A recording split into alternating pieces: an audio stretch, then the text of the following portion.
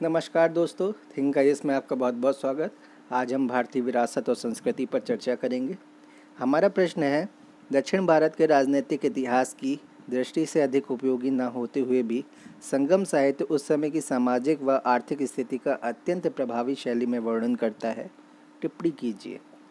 दो not very useful from the point of view of a connected political history of South India, the Sangam literature portrays the social and economic condition of its time with remarkable vividness. Comment on this. सुदूर दक्षिण भारत के प्रारंभिक इतिहास को जानने में संगम साहित्य की भूमिका महत्वपूर्ण है।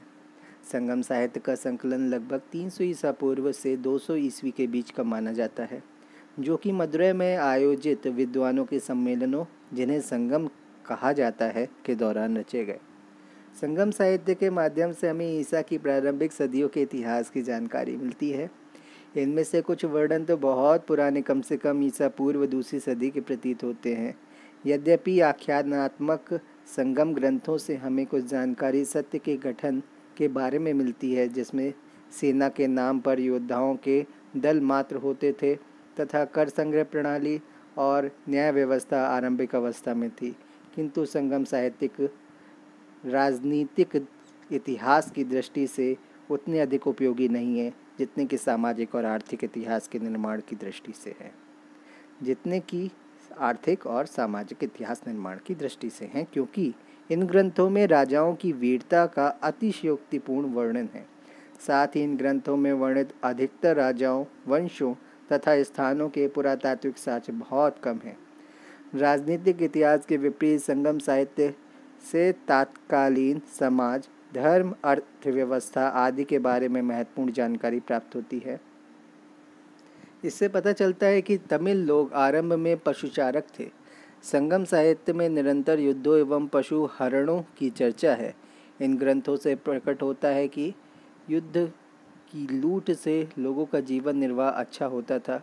इसके अनुसार यह प्रतीत होता है कि व्यापार और लूट राज्य के आय के साधन का मुख्य जरिया था, लेकिन बाद में इसकी समृद्धि का मुख्य आधार कृषि तथा व्यापार वाणिज्य हो गया।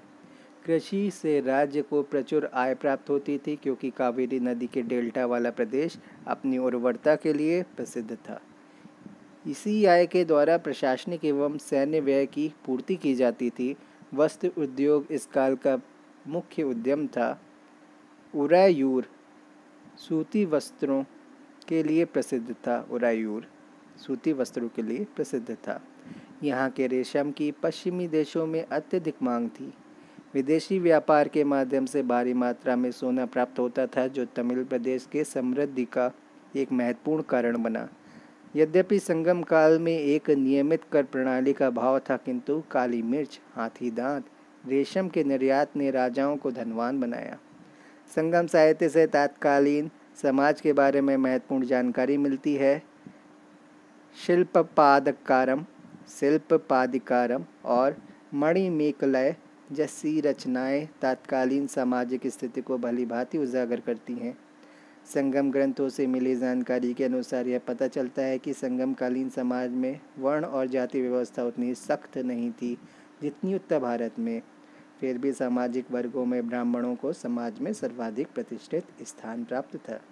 वैदिक यज्ञों का प्रचलन था। ब्राह्मणों की हत्या सबसे बड़ा अपराध माना जाता था। ब्राह्मणों के पश्चात वैलार वर्ग का स्थान आता था। ये युद्धों में भाग लेते थे व प्रशासनिक पदों पर नियुक्त किए जाते थे। धनी वर्ग पक्के, जबकि निर्धन कच्चे मकानों में रहते थे।